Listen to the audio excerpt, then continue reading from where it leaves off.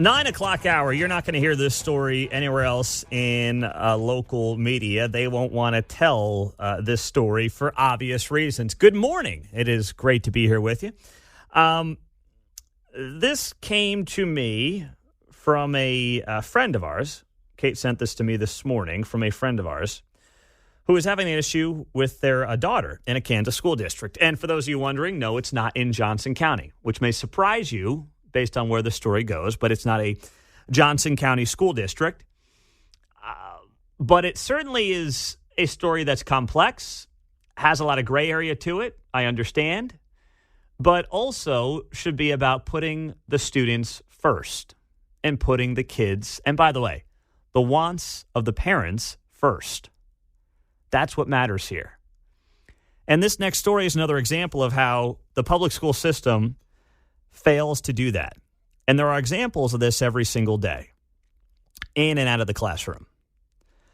So the story here is about how this friend of ours is uncomfortable with the fact that they have a transgender teacher. It is a male who pretends to be a female, and he wears fake cans to school when he teaches. I don't know, trying to make this as family-friendly as possible. Maybe that was the wrong choice. I don't know, Mark. What do you think? I think that cans is all right. Okay. That's an all right use of word there. All right. I mean, didn't have to dump it. Exactly. You don't have to say earmuffs because adults will understand and, kids will be like, wait, cans? What are we talking about here? Soda cans? So anyway, this person has a daughter who's in elementary school. She's, once again, this is not a high school kid, right? This is elementary school where our friend's daughter has a transgender teacher. And she's not comfortable with that. Daughter comes home asking questions, kind of confused. And finally, the parents have reached out to the schools and said, hey, can you they're not trying to get the teacher fired. They're not trying to, have this teacher lose their livelihood or lose their job. But they just want their child to not be around that teacher. They want their elementary-age daughter to not be around that teacher because they're uncomfortable. So they've been reaching out to the school and saying, hey, can something be done about this? Can you put our kid into a different class? Can you move our kid around? Can something change that prevents our child from having to interact with this teacher because they feel uncomfortable based on who this person is? And as I tell this story, I'm not saying this to hate or disparage somebody who is an adult who thinks they're something they're not and chooses to live that life. This is America. You can be whatever you want to be. And if that means, walking around with things on your chest that aren't real, that's your prerogative, right? It's not illegal. But when it comes to education, when it comes to our kids,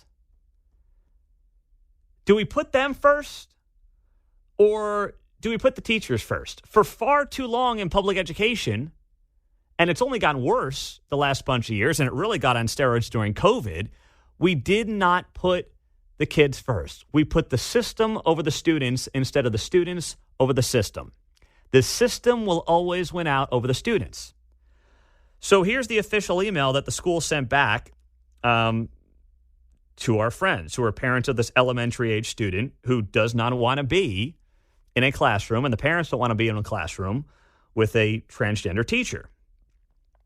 The email reads, I'm sorry that your child came home expressing that she is feeling uncomfortable.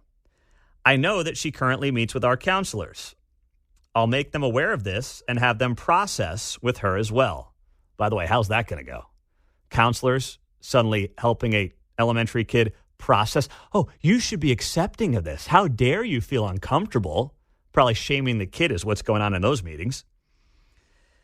In regards to your concerns that your daughter shouldn't be exposed to this at school and that this is not appropriate in the elementary school, we are bound by federal and state laws regarding non-discrimination of protected classes, as well as our district's own notice of non-discrimination. This particular teacher has no confusion on gender as they identify as a female. Let me repeat that sentence, the official statement from the school.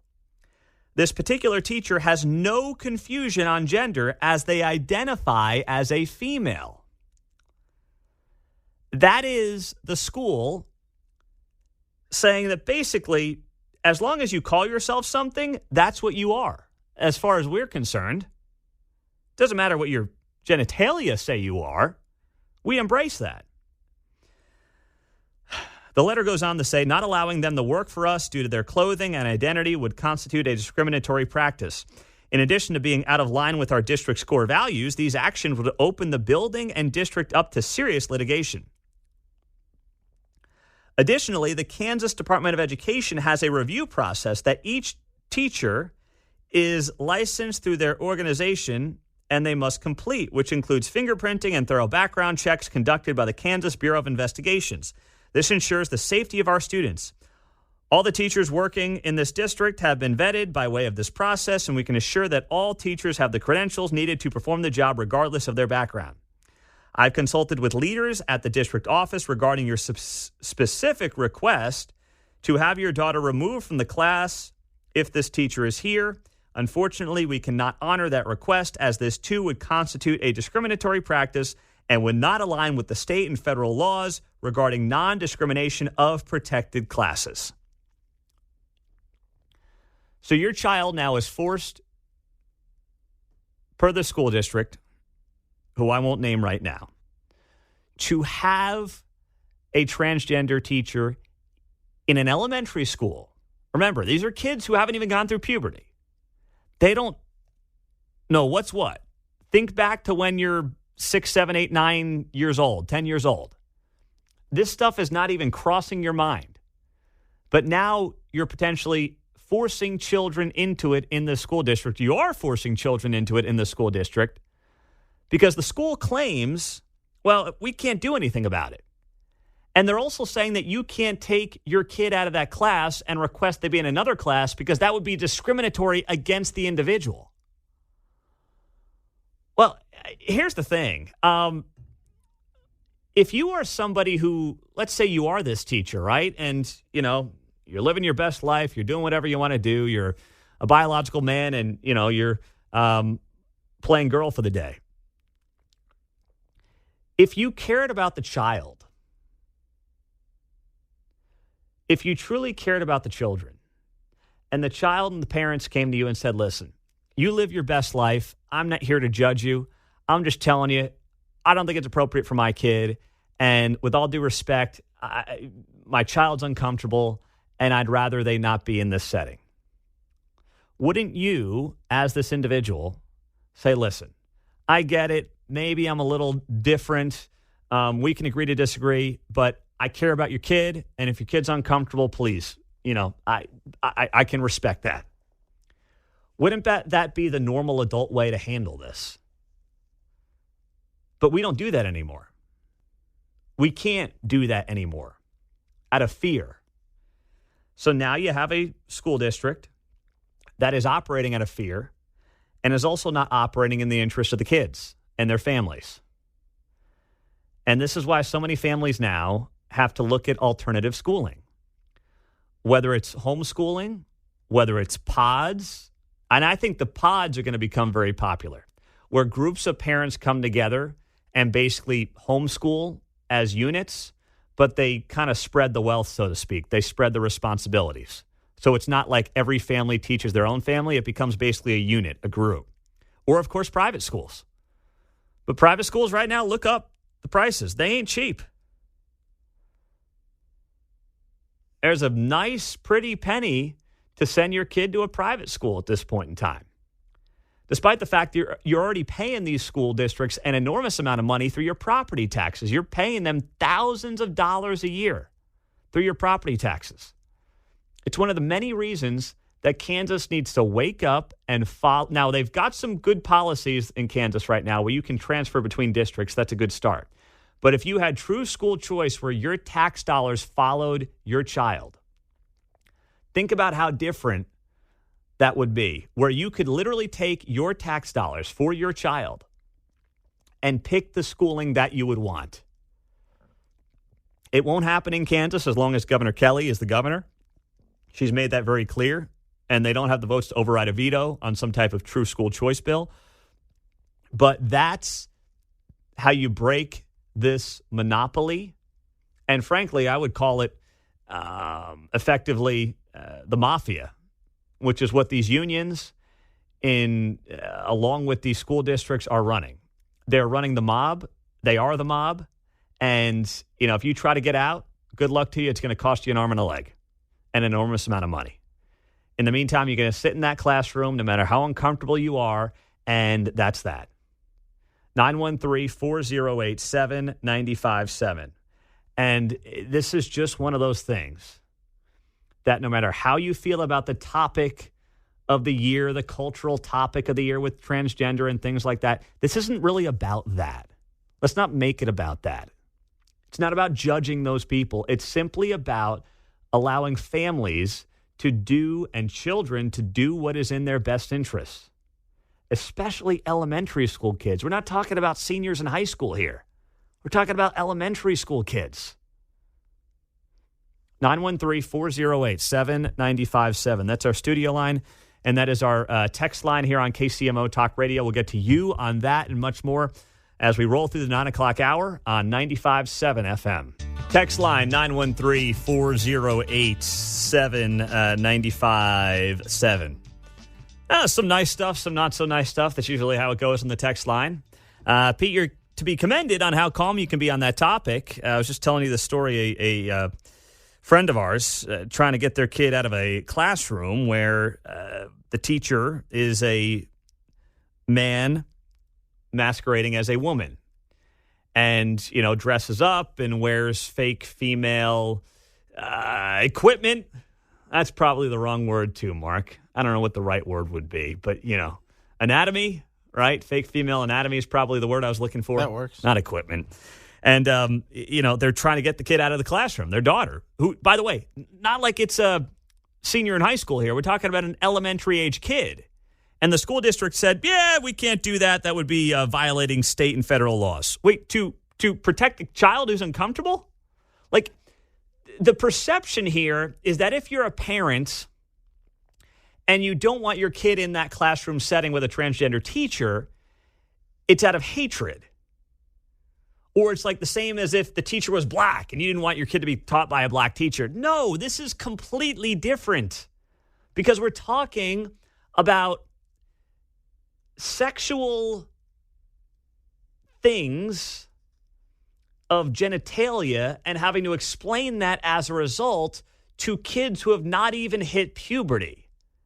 This is not your traditional, discriminatory law boundary that has to be protected. At least it shouldn't be for those of us with common sense. It's not about hatred for a group or anything of that nature. It's, hey, I have an elementary age kid, and I don't think this is appropriate, and they're uncomfortable, and they're asking me questions. And the school district's answer is, don't worry, we'll have them process that with our counselors. You know what I wouldn't let my kid do? Go near a damn counselor in that school. And for some of you asking about which school district it is, I've been asked to not share at this point in time. So, sorry. A lot of questions on the text line about, hey, who's the school district? We'll blow, No, I've been asked to not share the school district right now. So I'm going to respect that. And that's what we're going to do here on KCMO Talk Radio. So stay tuned. If we have more, we'll get it to you here on 95.7 FM, a local story that you are not going to hear anywhere else. What's the Woke 41 slogan that they now use? A voice for everyone? Something tells me that when Woke 41 uses its its slogan, a voice for everyone, that voice, like this voice, is not going to be heard. This voice is not going to be under Woke 41's banner of a voice for everyone. This voice will suddenly get lost in the conversation. So that's why you got to get it here on KCMO 95.7 FM. 913-408-7957. We'll get to our caller of the day coming up in 10 minutes. And don't forget to RSVP for our Politics and a Pint. That is 2 weeks from tonight. It will be in Lee's Summit at Tiff and Jay's with Bill Eigel, who is running for governor of Missouri. Our first one of the year, and it's going to be a great time. Let's go to Larry. He's in Prairie Village. What's up there, Larry? How are you, pal? Well, I think the only thing that's going to make people like yourself happy is homeschooling, where you can totally indoctrinate the kid into your own mindset and try desperately to turn the kid into a clone of yourself. Wait, what? I mean, that's what you want. Larry, what are you talking about? Do you think that a parent paying taxes should be allowed to say, as an elementary school kid, a 7, 8-year-old, hey, my kid's not comfortable with this. Can they be in another classroom? I think that's dead wrong, and I think the kid's getting those ideas from mom and dad, which are probably whacked out. Oh, it's whacked out, Larry. Now you're gonna get me worked up. I was staying calm. Okay. It's whacked out for a parent to say, I don't want my child who's an elementary school kid to not be taught to by somebody who has clear confusion on who and what they are. Well, that's their sick idea on the whole thing. That's their sick idea? You're telling me the sick person is the parent and not the guy who's wearing fake boobs into his classroom with elementary school kids? Well, you don't know. It sounds like the parents got a few strange ideas on things. Larry, stop! No, what? Stop, Larry! Okay. It's... Okay. See, you hate the transsexual. No, that's not true, Larry. There's no hatred here. There's no hatred. Yes. Not hatred, but fear. You think they're so whacked out as a human being to be a transsexual, they'll probably do your kid harm. No, Larry. See, you're creating a narrative. You're making up a narrative. I notice how I didn't say anything about this teacher and they're probably a pet. I didn't say anything negative about the teacher. Not once. Oh, you do? I simply said... Instinctively think, God, can't you understand why the parent wouldn't want their kid to be around a transsexual? Larry, I simply said it makes them... If it makes a child uncomfortable, who do we put first? The feelings of the adult or the child? The child that get ready for a lot of uncomfortable things ahead.